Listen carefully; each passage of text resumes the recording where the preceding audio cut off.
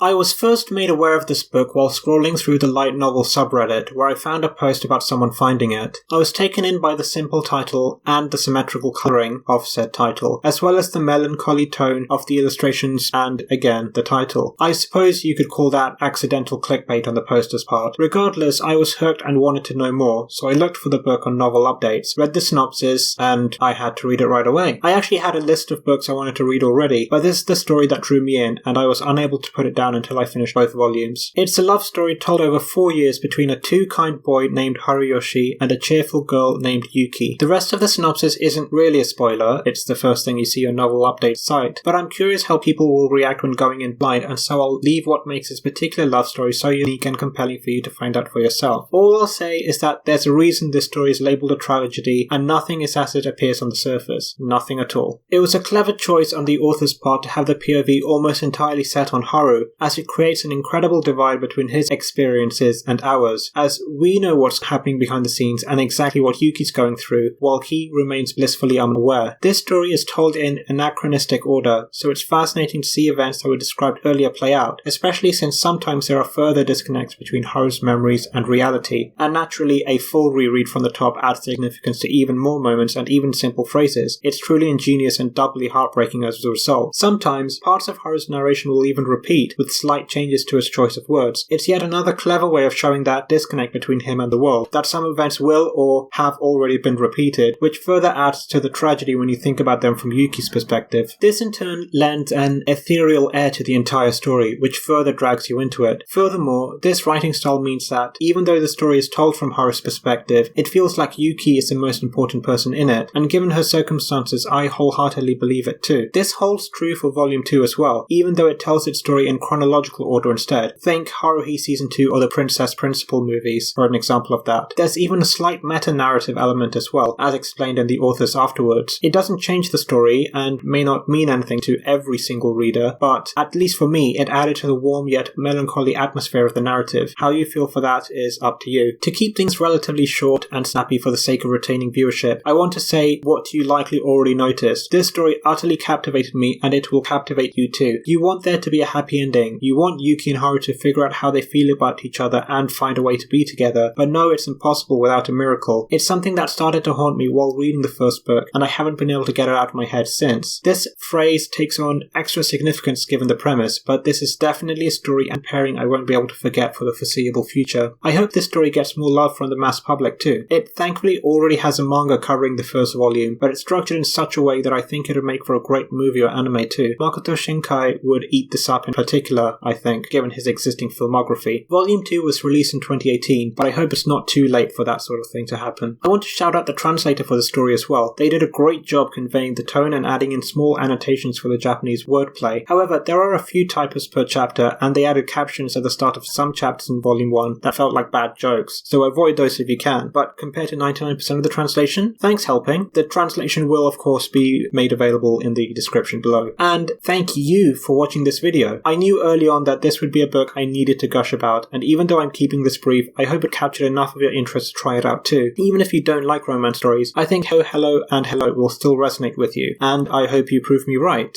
Please let me know how it goes in the comments, and if there are any similar books you would recommend. Thank you all again for watching, and as always, have a great day.